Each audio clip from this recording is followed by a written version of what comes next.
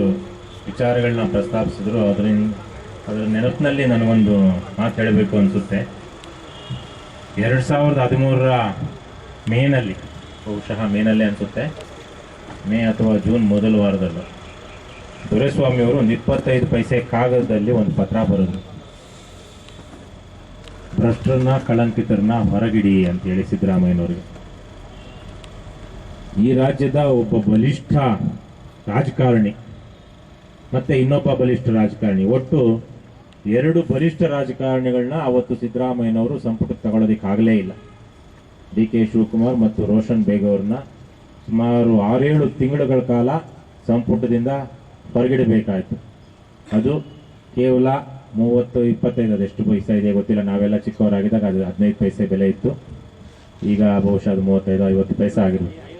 50 ಪೈಸದ 50 ಪೈಸೆ ಕಾಗದದಲ್ಲಿ ಬರೆದಂತಹ ಪತ್ರಕ್ಕೆ ಅಷ್ಟು ಮಣಭಾರದ ತೂಕ ಇತ್ತು. ಇವತ್ತು ನಾನು ಅದನ್ನ ದೊರೆಸ್ವಾಮಿ ಅವರು ನೀವು ಮುಖ್ಯಮಂತ್ರಿಗೆ ಇನ್ನೊಬ್ಬರಿಗೆ ಪತ್ರ ಬರೀರಿ ಅಂದಿದ್ದಕ್ಕೆ ನಾನು ಈ ಅವಕಾಶವನ್ನು ಬಳಸ್ಕೊಂಡು ಬಹುಶಃ ದುರ್ಬಳಕೆ ಮಾಡಿಕೊಂಡು ಒಂದು ವಿನಂತಿ ಮಾಡ್ತಾ ಇದ್ದೀನಿ. ಈಗಲೂ ದಯವಿಟ್ಟು ದೊರೆಸ್ವಾಮಿ ಅವರು ಒಂದು 50 ಪೈಸೆ ಕಾಗದದಲ್ಲಿ ಮುಖ್ಯಮಂತ್ರಿಗಳಿಗೆ ಒಂದು ಪತ್ರ ಬರೀಬೇಕು. ಹಾಗೆಯೇ ಕರ್ನಾಟಕದ ಜನತೆ ನೀವು ಬಂದು ಹೋದ್ಮೇಲೆ ಶುರುವಿನಲ್ಲಿ ಸ್ವಲ್ಪ ಎದ್ದಿದ್ರು, ಆಮೇಲೆ ಮೈಮರೆತಿದ್ದಾರೆ.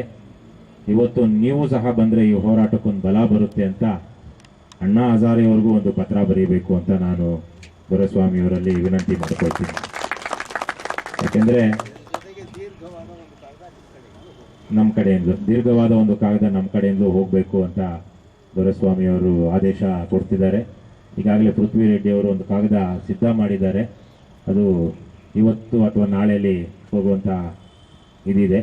ಹಾಗೆಯೇ ಇದು ನಮಗೆಲ್ಲ ಗೊತ್ತಿರೋ ಹಾಗೆ ವಾಸ್ತವ ಏನು ಅಂದರೆ ಇಂಡಿಯಾ ಅಗೇನ್ಸ್ಟ್ ಕರಪ್ಷನ್ ಅಂತ ಒಂದು ಹೋರಾಟ ನಡೀತು, ಭ್ರಷ್ಟಾಚಾರದ ವಿರುದ್ಧ ಭಾರತ. ನಮ್ಮ ಕರ್ನಾಟಕದಲ್ಲಿ ಸಂತೋಷ್ ಹೆಗ್ಡೆ ಅವರು ಅಣ್ಣಾ ಟೀಮಲ್ಲಿ ಅವರು ಮತ್ತು ಪೃಥ್ವಿ ರೆಡ್ಡಿ ಅವರೆಲ್ಲ ಇದ್ದರು. ಅದು ಬೇರೆ ಬೇರೆ ಕಾರಣಗಳಿಗಾಗಿ ಆವತ್ತಿನ ವಾಸ್ತವ ಬೇರೆ ಇದ್ದ ಕಾರಣಗಳಿಗಾಗಿ ಒಂದು ಗುಂಪು ಅರವಿಂದ್ ಕೇಜ್ರಿವಾಲ್ರವ್ರ ನೇತೃತ್ವದಲ್ಲಿ ಆಮ್ ಆದ್ಮಿ ಪಕ್ಷವನ್ನು ಸ್ಥಾಪಿಸಿತು. ಮಿಕ್ಕ ಒಂದಷ್ಟು ಜನ ಅಣ್ಣಾ ಹಜಾರೆ ಅವರ ಜೊತೆಯಲ್ಲೇ ಇದ್ದರು.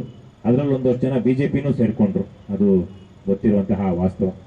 ಆದರೆ ಇವತ್ತಿಗೂ ಸಹ ಆಮ್ ಆದ್ಮಿ ಪಕ್ಷವನ್ನು ಏನು ಬೆಂಬಲಿಸದೇ ಇರುವಂತಹ ಒಂದು ರೀತಿಯಲ್ಲಿ ಪಕ್ಷಕ್ಕೆ ನನ್ನ ಬೆಂಬಲ ಇದೆ ಅಂತ ಅಣ್ಣಾ ಹಜಾರೆ ಇವರು ಸಂತೋಷ್ ಹೆಗ್ಡೆ ಅವರು ಯಾವತ್ತೂ ಹೇಳಿಲ್ಲ. ಆದರೆ ನಾವು ಮಾಡುವಂಥ ಎಲ್ಲ ಕಾರ್ಯಕ್ರಮಗಳಿಗೂ, ವಿಶೇಷವಾಗಿ ಭ್ರಷ್ಟಾಚಾರದ ವಿರುದ್ಧ ಎಲ್ಲ ಕಾರ್ಯಕ್ರಮಗಳಿಗೂ ಬಂದು ಕರ್ನಾಟಕದಲ್ಲಿ ಬೆಂಬಲ ಕೊಡ್ತಿದ್ದಾರೆ. ಸೊ ಅವರು ಸಹ ಅಣ್ಣಾ ಹಜಾರೆ ಅವರಿಗೆ ಬಹುಶಃ ಒಂದು ಪತ್ರ ಬರೆಯೋದಕ್ಕೆ ನಾನು ಸಹ ಪೃಥ್ವಿ ರೆಡ್ಡಿ ಅವರಿಗೆ ಅಥವಾ ಇನ್ನೊಬ್ಬರಿಗೆ ಕೇಳ್ಕೊಳ್ತೀನಿ. ಅವರು ಸಂತೋಷ್ ಹೆಗ್ಡೆ ಅವರಿಂದನೂ ಒಂದು ಅಣ್ಣಾ ಹಜಾರೆ, ಯಾಕಂದರೆ ಇದರ ಅಗತ್ಯ ಇದೆ, ಒಂದು ಚಾರಿತ್ರಿಕ ಮಹತ್ವ ಮತ್ತು ಅಗತ್ಯ ಇದೆ. ಈ ಸಂದರ್ಭದಲ್ಲಿ ನಾವೆಲ್ಲರೂ ಸಹ ಈ ಹೋರಾಟವನ್ನು ಬೆಂಬಲಿಸ್ತಾ ಇದ್ದೀವಿ. ಮತ್ತು ACB ವಿರುದ್ಧ ನಾವೆಲ್ಲ ಮಾತಾಡ್ತಾ ಇದ್ದೀವಿ. ಇಲ್ಲಿ ಆ ಪಕ್ಷ ಈ ಪಕ್ಷ ಮಾಡ್ತಿದೆ ಅನ್ನೋದು ಮುಖ್ಯ ಆಗಲ್ಲ. ದಯವಿಟ್ಟು ನೀವು ಬಂದು ಇಲ್ಲಿ ಕರ್ನಾಟಕದಲ್ಲಿ ಮತ್ತೆ ನಿದ್ದೆ ಮಾಡ್ತಿರುವಂಥ ಜನರನ್ನ ಎಬ್ಬಿಸಿ ಹೋಗಬೇಕು. ಆ್ಯಕ್ಚುಲಿ ಆ ಕೆಲಸವನ್ನು ನಮಗೆಲ್ರಿಗೂ ಕರ್ನಾಟಕದಲ್ಲೇ ಇರುವಂತಹ ನಮಗೆಲ್ರಿಗೂ ಸ್ಫೂರ್ತಿಯಾಗಿರುವಂತಹ ದೊರೆಸ್ವಾಮಿಯವರು ಮಾಡ್ತಾ ಇದ್ದಾರೆ. ಆದರೆ ಒಂದು ರೀತಿಯ ವಿಸ್ಮೃತಿಲಿ ಈ ರಾಜ್ಯ ಇದೆ ಅಂತ ನಾನು ಭಾವಿಸ್ತೀನಿ. ಯಾಕೆಂದರೆ ಚಪ್ಪಾಳೆ ಹೊಡೆಯೋ ಸಂದರ್ಭ ಅಲ್ಲ, ಅದೊಂದು ರೀತಿಯಲ್ಲಿ ದುರದೃಷ್ಟಕರ ಸಂದರ್ಭ. ಯಾವ ವಿಚಾರಕ್ಕೆ ನಾವು ವಿರೋಧ ವ್ಯಕ್ತಪಡಿಸಬೇಕು, ಅಬ್ರಹಾಂ ಲಿಂಕನ್ ಅನಿಸುತ್ತೆ, ಮಾತಾಡಬೇಕಾದ ಸಮಯದಲ್ಲಿ ಮೌನವಾಗಿರೋದು ಒಂದು ಪಾಪ ಅಂತ ಅಬ್ರಹಾಂ ಲಿಂಕನ್ ಹೇಳ್ತಾರೆ. ಸೊ ಇವತ್ತಿನ ಸಂದರ್ಭದಲ್ಲಿ ಬಹಳಷ್ಟು ಜನ ಮಾತಾಡಬೇಕಾಗಿದೆ, ಮಾತಾಡ್ತಿದ್ದಾರೆ. ಆದರೆ ನಾನಾ ಕಾರಣಗಳಿಗಾಗಿ ಅದು ಬರ್ತಾ ಇಲ್ಲ. ಆದರೆ ಇದು ಜನಾಂದೋಲನವಾಗಿ ರೂಪುಗೊಳ್ಳಬೇಕಾಗಿದೆ.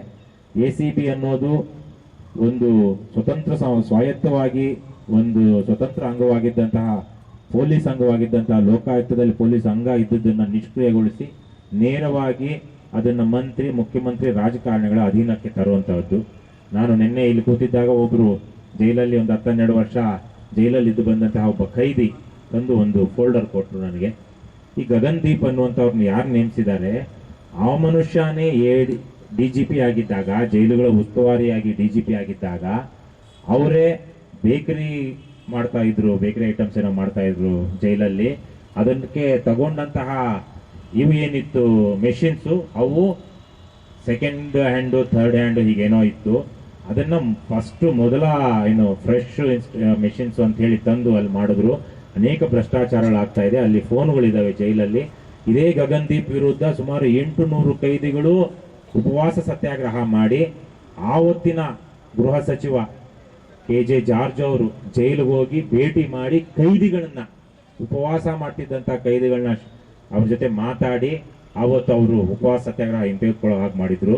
ಈಗ ಅಂತಹ ಅದೇ ವಿಚಾರಕ್ಕೆ ಸುಧೀಂದ್ರ ರಾವ್, ನಮಗೆಲ್ಲ ಗೊತ್ತಿರೋ ಹಾಗೆ ಲೋಕಾಯುಕ್ತ ವಿಶೇಷ ನ್ಯಾಯಾಲಯದಲ್ಲಿ ಜಡ್ಜ್ ಆಗಿದ್ದಂಥ ಸುಧೀಂದ್ರ ರಾವ್ಗೆ ಜೈಲಿನಲ್ಲಿರುವಂತಹ ಕೈದಿಗಳು ಪತ್ರ ಬರೆದಿದ್ರು. ಇವತ್ತು ಯಾವ ವ್ಯಕ್ತಿಯ ಬಗ್ಗೆ ಲೋಕಾಯುಕ್ತಕ್ಕೆ ದೂರು ಹೋಗಿತ್ತೋ ಅದೇ ವ್ಯಕ್ತಿಯನ್ನೇ ನೀವು ACB ಯನ್ನಾಗಿ ಮಾಡಿದಾಗ ಇದು ಸಂಪೂರ್ಣವಾಗಿ ಇದು ಇನ್ಯಾರನ್ನೋ ಒಬ್ಬರನ್ನು ಅಥವಾ ಬಹಳ ಪ್ರಾಮಾಣಿಕರಾಗಿರುವಂತಹ ವ್ಯಕ್ತಿಯನ್ನ ACB ಚೀಫ್ ಮಾಡಿದ್ರು ಅದು ಉದ್ಧಾರ ಆಗಲ್ಲ. ಅವ್ರಿವ್ರನ್ನ ತಂದು ಕೂಡಿಸಿದ್ರು ಅಥವಾ ಭ್ರಷ್ಟನೆ ತಂದು ಕೂಡಿಸಿದ್ರು ಅನ್ನೋದಲ್ಲ. ಯಾಕಂದ್ರೆ ಅದು ನೇರವಾಗಿ ಮುಖ್ಯಮಂತ್ರಿ ಅಥವಾ ಅವರ ಸಚಿವ ಸಂಪುಟದವರ ಉಸ್ತುವಾರಿಲಿರುವಂತಹದ್ದು. ಹಾಗಾಗಿನೇ ಇವರೆಲ್ಲರೂ ದೊರೆಸ್ವಾಮಿ ಅವರು, ಸಂತೋಷ್ ಹೆಗಡೆ ಅವರು, SR ಹಿರೇಮಠರು, ಬೇರೆ ಬೇರೆ ಸಾಮಾಜಿಕ ಕಾಳಜಿ, ಪ್ರಜಾಪ್ರಭುತ್ವದ ಬಗ್ಗೆ ಒಂದು ವಿಶ್ವಾಸ ಇರುವಂತವರು ಕೇಳ್ತಾ ಇರೋದು ACB ಯನ್ನು ತರೋದ್ರ ಮೂಲಕ ನೀವು ಭ್ರಷ್ಟಾಚಾರದ ವಿರುದ್ಧದ ಒಂದು ಚಳುವಳಿ ಅಥವಾ ಹೋರಾಟ ಏನಿದೆ ಅದಕ್ಕೆ ನೀವು ಮೊಳೆ ಹೊಡಿತಿದ್ದೀರಾ ಅಂತ. ಹಾಗಾಗಿ ನಾವು ಈ ಹೋರಾಟವನ್ನ ಎಲ್ಲರೂ ಹೇಳ್ತಿರೋದೇ ಶತಾಯಗತಾಯ ನಾವು ಹೋರಾಟ ಮಾಡಲೇಬೇಕಾಗಿದೆ. ಈ ನಿಟ್ಟಿನಲ್ಲಿ ದೊರೆಸ್ವಾಮಿ ಅವರಿಗೆ ಈಗಾಗಲೇ ವಿನಂತಿ ಮಾಡಿದಾಗ ಅವರೂ ಸಹ ಒಂದೆರಡು ಪತ್ರಗಳನ್ನ 50 ಪೈಸೆ 2 ಪತ್ರಗಳನ್ನ ಬರಿಬೇಕಾದವರು ಬರೆದ್ರೆ ಇನ್ನೊಂದಷ್ಟು ಬಲ ಬರುತ್ತೆ. ನಾಳೆ ಇನ್ನೊಂದಷ್ಟು ಹೋರಾಟಗಳನ್ನ ನಾವು ನೋಡ್ತೀವಿ. ಸೋಮವಾರ ಆಮ್ ಆದ್ಮಿ ಪಕ್ಷ ಸಹ ಇಲ್ಲಿ ಏನ್ ಮಾಡ್ತಾ ಇದೆ ಇದನ್ನ ಮುಂದುವರಿಸುತ್ತೆ. ನಮ್ಮವರು ಇಲ್ಲಿ ಕೂತಿರೋರು ಇದು ಶತಾಯಗತಾಯ ತೀರ್ಮಾನ ಆಗಬೇಕು ಅಂತ ಕೂತಿದ್ದಾರೆ. ಆದರೆ ಯಾವುದೇ ಕಾರಣಕ್ಕೂ ನಾವು ಅವರಿಗೆ ಜೀವಕ್ಕೆ ಅಪಾಯ ಆಗೋ ತರಕ್ಕೆ ನಡ್ಕೊಳ್ಳೋದಿಲ್ಲ. ಅವರಲ್ಲಿ ಯಾರಾದ್ರೂ ನಮಗೆ ಗೊತ್ತಿರೋ ಹಾಗೆ 21 ದಿವಸ ಉಪವಾಸ ಸತ್ಯಾಗ್ರಹ ಮಾಡಿದ್ರು ಗಾಂಧಿ. ಆ ಒಂದು ಅವರು ಪಾಪ ಇಳಿ ವಯಸ್ಸಿನಲ್ಲಿ 71 ವಯಸ್ಸಿನಲ್ಲಿ ಅನ್ಸುತ್ತೆ 21 ವರ್ಷ ಸತ್ಯಾಗ್ರಹ, 21 ದಿವಸ ಯಾವುದು ಮಹಾರಾಷ್ಟ್ರದ ಅರಮನೆಯನ್ನ ಜೈಲ್ ಮಾಡಿದ್ರಲ್ಲ ಸರ್, ಯಾವ್ದು